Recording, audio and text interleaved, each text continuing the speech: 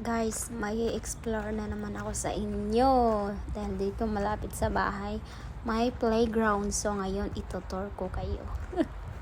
Papakita ko sa inyo.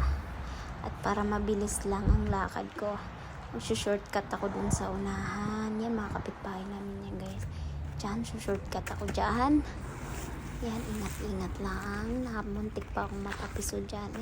Dito, guys, meron din siyang basketball court. Yan. Ano lang siya, solo lang. Nag-iisang ano lang. Tapos yan, may papakita ko sa inyong bus station, guys. Ayan, yung parang kubo na yan, bus station yan. Dahil ang mga bus dito, hindi kagaya dyan sa Pinas na pwede kang huminto anywhere. Dito, hindi. Kada lugar may bus station siya na doon ka lang pwedeng bumaba or hinto ang bus. So ngayon, guys, papakita ko sa inyo doon sa itaas.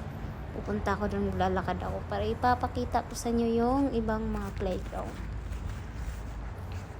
Lalakarin ko muna, guys. Yan, ganyan mga bahay dito sa New Zealand, guys. Mga malalaking bahay at magaganda. Dito na ako, guys. Finally, yan. Palaruan ng bata, yan.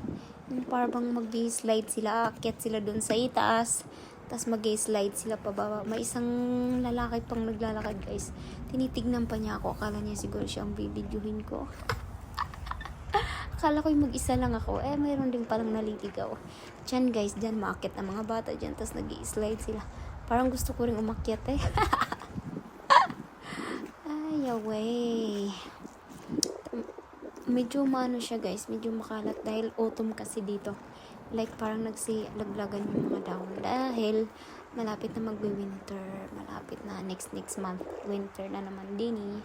So, maraming mga puno dito, guys. Malalaking puno. Yan, may tambayan din. Pwede kang dala dyan ng mga chichirya at kakain. Dyan, mag-step by step pa ako dyan, guys. Mag-i-slow mo pa ako. Mag-i-slow mo ako dyan.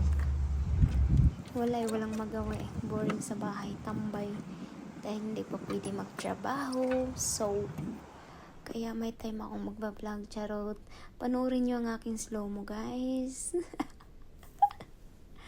Wala lang. Gusto ko lang. See? At trip ko rin magduduyan, guys.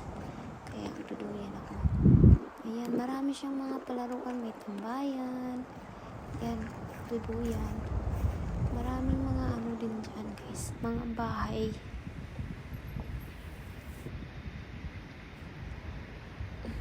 Hindi pala nahagip sa camera yung pagduduyan ko dyan.